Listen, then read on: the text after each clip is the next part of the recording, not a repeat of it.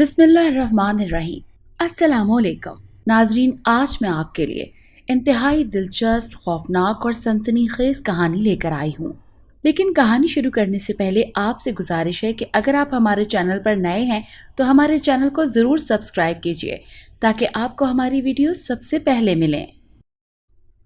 ये कहानी मेरे दोस्त की हकीकी ज़िंदगी की कहानी है, जिसे सुनकर आपको अंदाज़ा होगा कि कैसे उसकी ज़िंदगी अजाब बनी और फिर मैंने कैसे उसकी मदद की। चलिए सुनते हैं। हमारी छोटी सी फैमिली में अब्बू, अम्मी और हम 2 भाई शामिल हैं। चूँकि अब्बू सरकारी मुलाजिम थे, इसीलिए अब्बू का तबादला करीब के ही एक शहर में हो गया। हम सब पहले दादी के घर रहते थे। अब्बू को मुश्किलात का सामना नहीं करना पड़े तो हम सब ने जाकर दूसरे शहर में अलग घर पर रहने का इसरार किया। मैं उस वक्त कॉलेज में पढ़ता था। हम नए शहर आकर भी तालीम का सिलसिला जारी रखे हुए थे। पहले पहल मुश्किलात हुई, लेकिन बाद में एक आध दोस्त बन गया तो दिल भी लग गया।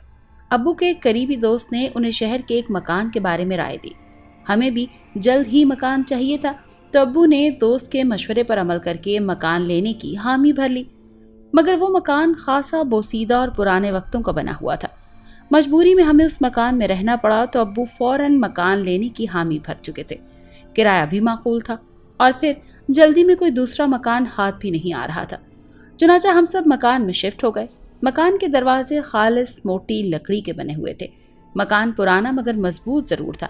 मकान पुरानी सी गली के आखिरी कोने में था। बाजार काफी दूर था।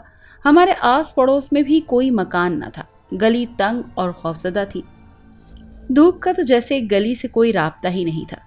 हमें सामान लेने बाजार भी बाइक पर जाना पड़ता था। आहिस्ता आहिस्ता हमारा दिल लगने लगा। अम्मी सारा दिन घर का काम करती, अब्बा भी ड्यूटी करके शामिल घर लौटते। हमें यहाँ आए तकरीबन 1 हफ्ता हो गया था, मगर इस 1 हफ्ते में भी कई नाकाबिले यकीन तब्दीलियाँ रूनुमा हुई। जैसे हम उसको आराम से नज़रअंदाज कर देते। कभी किचन से बर्तन खुद ब खुद गिर जाते, कभी स्टील के ग्लास आपस में यूं बजते कि उनकी आवाज़ कानों को चीर डालती।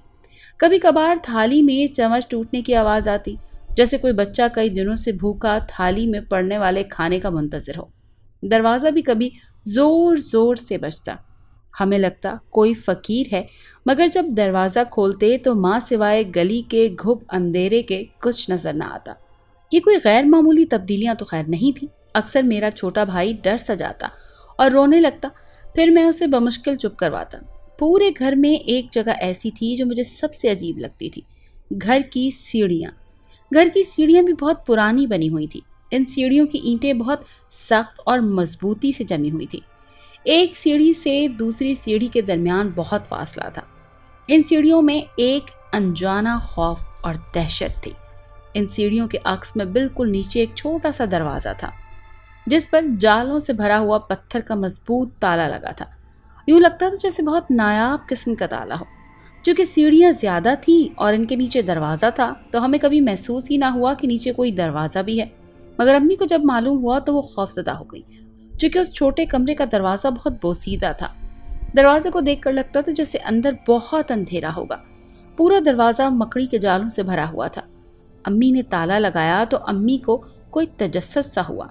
मुझसे तो ताला ना टूटा। मैं करीबी दुकान से एक मैकेनिक को ले आया। उसने अपनी कीमती औजारों से ताला तोड़ा। दरवाज़ा यकदम नहीं खुला, बल्कि धीरे धीरे खुलने की आवाज़ आई, जैसे दरवाज़ा अपने बरसों की थकान निकाल रहा हो। जूं ही दरवाज़ा खुला, एक खौफनाक चीखती हुई आवाज़ बाहर को आई। आवाज़ इस कदर खौफनाक थी कि अम्मी को लगा जैसे उनका दिल बाहर आ जाएगा। सांसों की रफ्तार तेज होने लगी। मैकेनिक तो खौफजदा होकर मुआवजा लिए बगैर ही भाग गया। अम्मी ने अंदर झांका तो अचानक उनके पैरों के दरमियान से एक बहुत बड़ी बिल्ली निकलकर गेट की जानिब भागी। काले रंग की वो बिल्ली, जिसकी आंखें आग के शोलों की तरह दहक रही थी। अम्मी को ऐसे देख रही थी जैसे उनको अभी झपट कर उनकी बोटी बोटी कर देंगी। फिर वो गेट से बाहर निकल गई। अम्मी पूरी तरह से खौफजदा थी। फौरन आयतल कुर्सी पढ़ी और बहादुरी का मुजाहरा करते हुए कमरे के अंदर घुस गई। आगे बढ़ी तो देखा हर तरफ काला घुप अंधेरा है। कमरे में रहन सहन का कुछ पुराना सामान मौजूद था, जिस पर मट्टी की तहें बराजमान थी। जगह जगह पर जाले अपना मुंह दिखा रहे थे। کمرے میں گرمی کی شدت اتنی تھی کہ وہاں سے باہر نکلنا ہی نجات تھا۔ شام کو ابو آئے تو امی نے سارا قصہ سنایا۔ ابو نے غور کیا اور بلاخر دوبارہ اس کمرے کو تالا لگانے کا حکم میرے ذمہ لگا دیا۔ امی بہت خوفزدہ ہو چکی تھی، دوبارہ اس کمرے میں جانے کی ہمت نہ کر پائیں۔ میں بھی دن بھر کام میں مگن رہا۔ ابو شام کو آئے تو مجھ سے پوچھا۔ میں نے ابو کی ڈانٹ سے بچنے کے لیے کہہ دیا کہ ہاں میں نے تالا لگا دیا تھا۔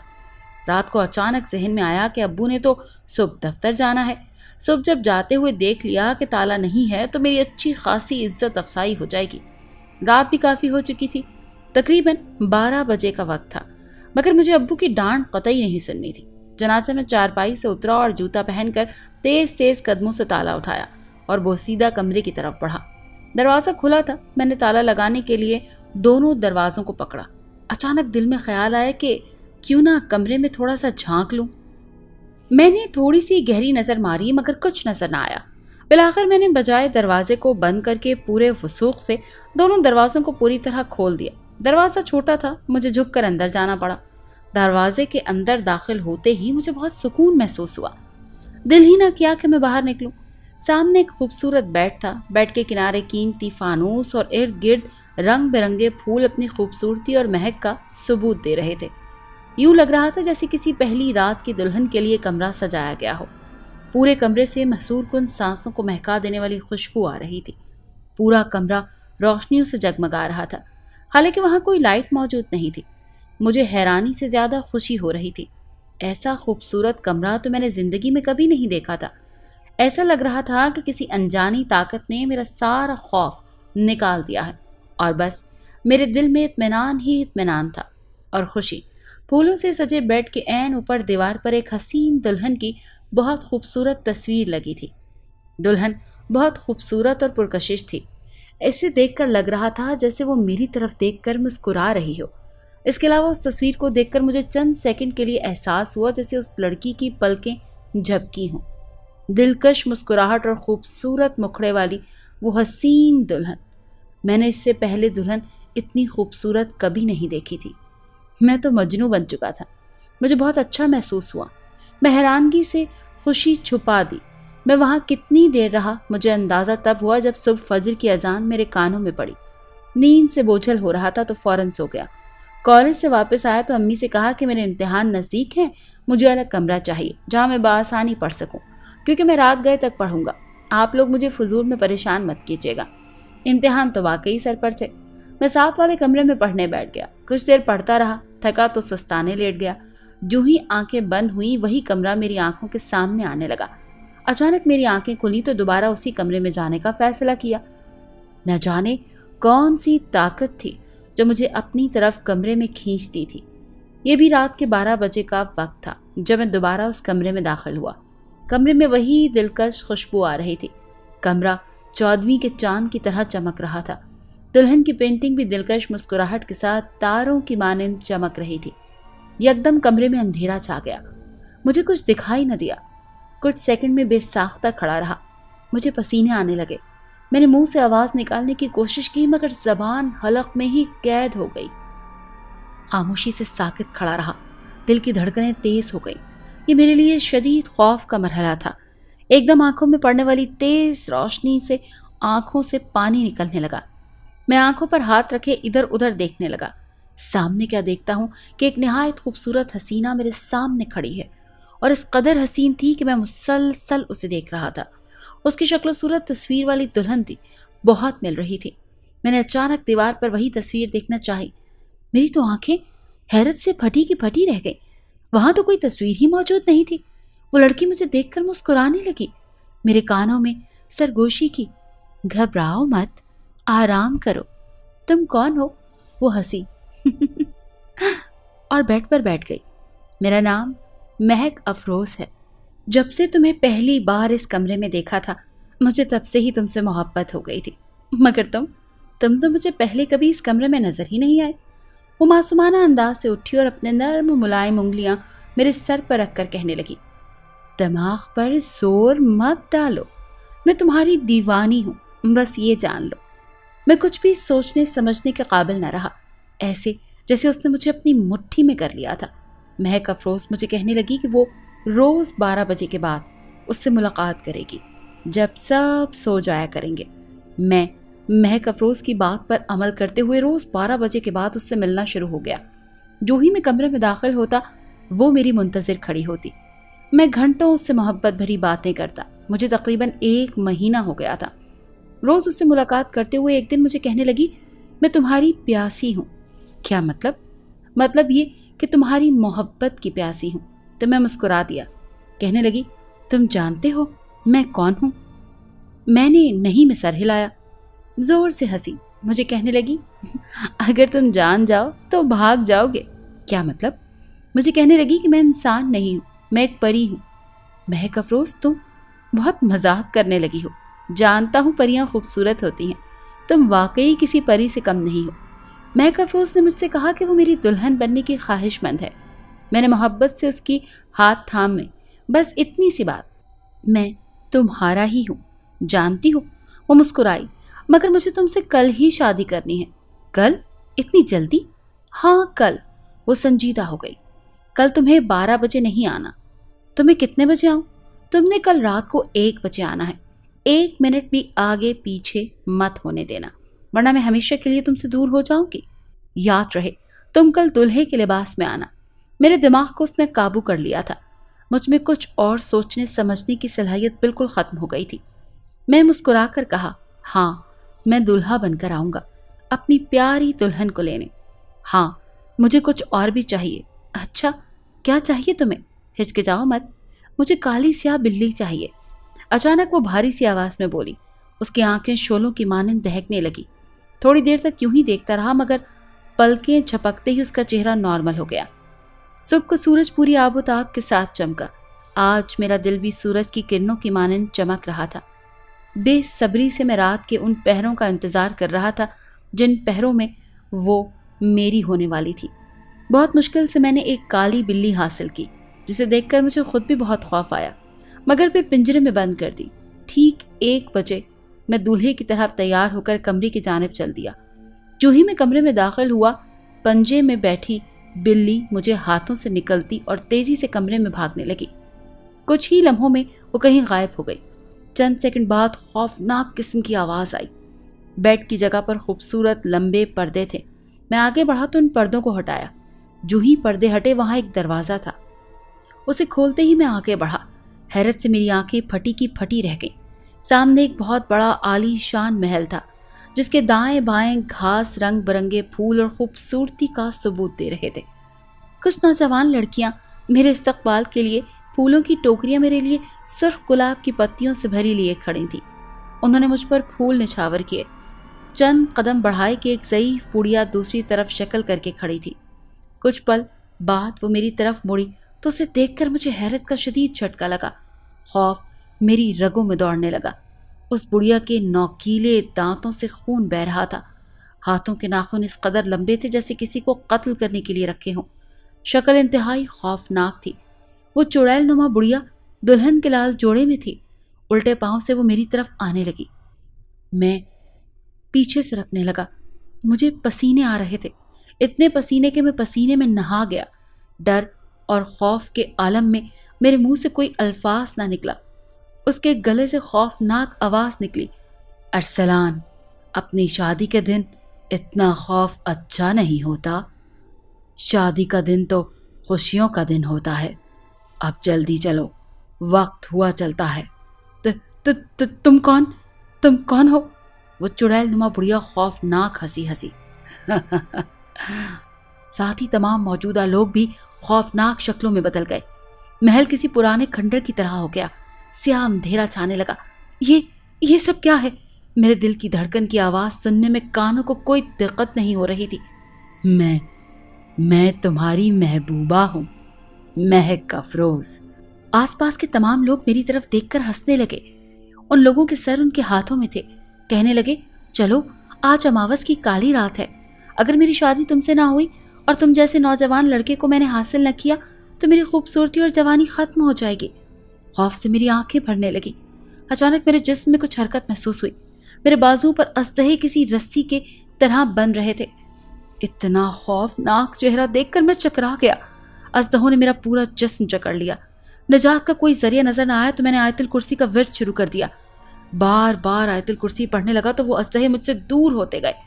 چڑیل اور باقی جنات بھی چیختی آوازوں کے ساتھ فوراً غائب ہو گئے۔ میں فوراً بھاگتا گرتا ہوا بالآخر دروازے سے باہر آ گیا۔ باہر آتے ہی دروازہ پوری مضبوطی سے بند ہو گیا۔ صبح فجر کی اذان ہوئی تو نماز پڑھنے مسجد گیا۔ قدموں میں کوئی طاقت نہ رہی۔ صبح اماں ابا کو سارا قصہ سنایا۔ ابا نے مجھے تھپڑ رسید کیا تو اماں نے مزید مارا، اور پھر کہنے لگی مارنے سے کیا ہوگا، مصیبت تو نہیں ٹلی نا، کسی عامل کو بلوائیے۔ امی رونے لگی۔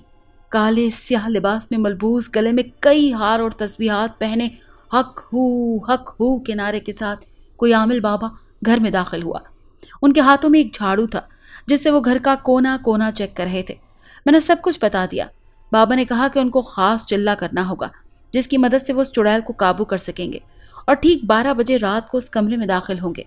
انہوں نے کچھ دیر اپنا خاص کلام پڑھا اور کہا صرف میں اندر جاؤں گا کمرے میں، تم لوگوں کو کسی خوف کی ضرورت نہیں ہے۔ اب میں اس بدبخت ڈائن کا خاتمہ کر کے ہی واپس لوٹوں گا۔ تم سب بس آیت الکرسی اور کلام پاک کا ورد کرتے رہنا۔ پھر بابا جی کمرے میں داخل ہوئے۔ تم جو کوئی بھی ہو حاضر ہو، اب تمہارا بچنا ناممکن ہے۔ تو مجھے قید کرے گا؟ چیختی ہوئی آواز کمرے کے چاروں کونوں سے آئی۔ کمرہ سیاہ پڑ گیا۔ عالم بابا نے کلام پاک پڑھنا شروع کر دیا۔ کمرے میں آگ لگنے لگی۔ بابا نے اپنے کلام سے آگ بجھا دی۔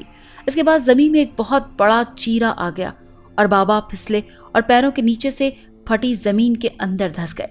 بابا جی کی چیخوں کی آواز ہمیں باہر سنائی دے رہی تھی اور ہم آنکھیں بند کیے ایک دوسرے کا ہاتھ مضبوطی سے پکڑ کر آیت الکرسی کا ورد کر رہے تھے۔ بابا جی کا ڈائنوں نے برا حال کیا۔ انہیں کمرے کے ایک کونے سے گھسیٹ کر دوسرے کونے میں دے مارتی۔ بھاگتے ہوئے بابا باہر آئے۔ سر اور ناک سے خون بہ رہا تھا۔ وہ بہت طاقتور چڑیل ہے، وہ تم سب کا برا حال کرے گی۔ تمہارے لڑکے نے بہت برا کیا جو اس سے پیار و محبت کرتا رہا۔ وہ شیطان ہے، شیطان ہے وہ۔ یہ بات کہتے ہوئے عالم بابا دروازے سے باہر نکل کر تیزی سے بھاگ گئے۔ امی رو رہی تھی اور ابو سخت غصے میں تھے۔ ابو نے ہم سب کے گلے میں تعویذ ڈال دیے اور فیصلہ کیا کہ صبح کی پہلی کرن نکلتے ہی ہم گھر چھوڑ دیں گے۔ صبح ہوتے ہی ہم نے سارا سامان پیک کر لیا تھا۔ سب گھر سے باہر نکل گئے۔ میں بھی دروازے سے باہر نکل رہا تھا کہ یکدم میرے پاؤں سے کسی نے مجھے شدید قوت کے ساتھ کھینچا اور میں گھسٹتا ہوا اسی کمرے کے دروازے پر جا پہنچا۔ میں تمہیں نہیں چھوڑوں گی، کبھی نہیں۔ تم نے اپنا خون مجھے پلانا ہے، اور مجھے نہ پلا کر تم نے یہ بہت بڑی غلطی کر دی۔ تمہارا خون میری جوانی کا راز تھا۔ اچانک امی ابو نے آ کر زور زور سے کلام پاک کی صورتیں پڑھنی شروع کر دی۔ پاک کلام اور گلے کا تعویذ اثر کر گیا۔ وہ چڑیل فوراً غائب ہو گئی۔ بوجھل قدموں کے ساتھ ہمت کرتے ہوئے ہم سب وہاں سے باہر نکل آئے۔ جو ہی ہم نکلے، خوفناک چیختی ہوئی آوازیں آنے لگی، ایسی آوازیں جیسے کوئی اپنے قریبی کے مرنے پر نوحہ کنا ہے۔ دوسرے شہر آ کر بھی میری حالت میں کچھ فرق نہ آیا۔ دن رات مجھے مہک افروز کا چہرہ اپنے پاس بلاتا تو کبھی اسے خوفناک چڑیل کا چہرہ میری آنکھوں کے سامنے آتا۔ میری بند آنکھیں بھی کھل جاتی۔ دن رات وہ چڑیل مجھے خوار کرنے لگی۔ مجھے اس سے عشق کرنے کی غلطی کی سزا مل گئی۔ میرا چہرہ بدنما ہو گیا، بال بڑھ گئے، لوگ مجھے پاگل کہنے لگے۔ میں گلیوں بازاروں میں دوڑتا، لوگوں سے خوف زدہ ہوتا۔ شاید آنے والی زندگی اس سے زیادہ اذیت ناک ہوتی اگر میرا دوست شمون میری مدد نہ کرتا۔ ارسلان سے پہلی ملاقات کالج میں ہوئی تھی۔ وہ اکثر مجھ سے ذکر کیا کرتا تھا کہ اس کے گھر میں ایک خوبصورت لڑکی ہے جس کے عشق نے اسے مجنوں بنا دیا ہے، مگر میں مذاق سمجھ کر ٹال دیتا۔ مگر دھیرے دھیرے مجھ پر حقیقت تب واضح ہوئی جب ارسلان کے ابا نے سب کچھ بتایا۔ میرے ابو احرام فلکیات اور علم نجوم کے ماہر تھے۔ جنوں بھوتوں کو قید کرنا ان کے لیے آسان تھا، مگر اس مرتبہ ارسلان کے ٹھیک کرنے کے لیے ان کو جس خوفناک اور بھیانک منظر کا سامنا کرنا پڑا شاید پہلے کبھی نہیں ہوا تھا۔ ابا کے چلے کی ضرورت تھی، چنانچہ میں اور ابا ارسلان رات قبرستان پہنچ گئے۔ ارسلان نیم بے ہوشی کی حالت میں تھا۔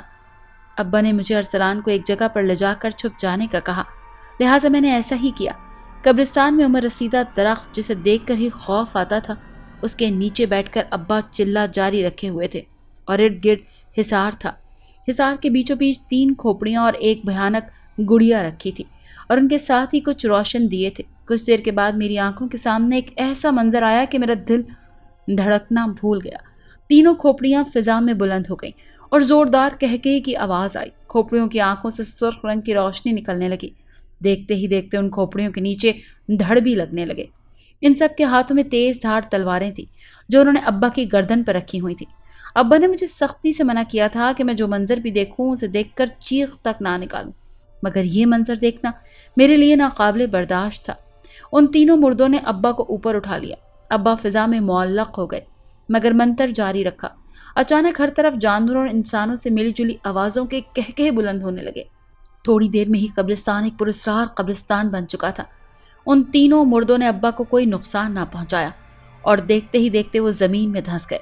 अचानक झट से पड़ी गुड़िया ऊपर इस रफ्तार से उठी गोया आसमान से टकरा कर वापस आई हो। देखते ही देखते वो एक खौफनाक बुढ़िया बन गई। बुढ़िया के नाखून लंबे और पांव उल्टे। उसके जिस्म की बदबू मुझे इतने फीट दूर भी आ रही थी। झुर्रियों ज़दा चेहरा था और जोर जोर से हंस रही थी। अच्छा किया तू हाजिर हो गई। अब उस लड़के की जान छोड़ दे, उसे एक आम जिंदगी गुजारनी है। कभी नहीं, उसने अरमानों का खून किया है। मुझे अपना खून ना पिलाकर हमेशा के लिए बूढ़ा कर दिया है। उसे कभी माफ नहीं करूंगी। और तू उसे बचाने आया है। जा यहां से, वरना जिंदा नहीं छोड़ूंगी तुझे। उसने अपना हाथ निकालकर अब्बा की तरफ बढ़ाया। उसका हाथ लंबा होता गया। अब्बा की गर्दन को इस जोर से पकड़ा गोया उनकी जबान हलक में अटक गई। मेरी आंखों से आंसू रवां हो गए और मैंने अब्बा की बात ना मानकर गलती कर दी। अब्बा जी, मेरी आवाज में कपकपाहट थी। उस बुढ़िया ने हकारत और गुस्से भरी नजरों से मुझे देखा। नहीं छोड़ूंगी। उसने अब्बा को नीचे उतारकर मेरी तरफ बाजू बढ़ाया और मुझे शदीद कुव्वत के साथ पकड़ा हुआ था। मुझे लटका दिया। मेरी सांस बंद होने को थी। छोड़ दे इस बच्चे को और अरसलान को। अब्बा को और जोश आ गया। उसने अरसलान को भी हवा में लटका दिया। अब्बा ने अपना मंत्र तेजी से पढ़ना शुरू कर दिया। देखते ही देखते अब्बा के पास कांच की एक बड़ी शीशी आ गई। नहीं, ये शीशी दूर कर, छोड़ दो। दोनों की जान छोड़ दो तुम, वरना मैं तुम्हें कैद कर दूंगा। जानती नहीं, मैं बहुत ताकतवर आमिल हूं। चुड़ैल और गजबनाक हो गई। उसको और गुस्सा आ चुका था। उसने फौरन हम दोनों को जमीन पर पटका। अब्बा ने ऊंची आवाज में मंत्र पढ़ा और चुड़ैल चीखने लगी। नहीं। उसकी चीख चारों तरफ फैल चुकी थी। अब्बा ने हर तरफ आग लगा दी। चुड़ैल के चारों तरफ आग थी। अब्बा के मंत्र की आवाज से वो बेहोश हो गई और यूं लगा जैसे आग ने उसे जला दिया हो। उसकी राख उड़कर शीशी में खुद ब खुद आ गई और हमेशा के लिए कैद हो गई। अब्बा ने खुशी से हम दोनों की तरफ देखा और हम तीनों वापस घर लौट आए।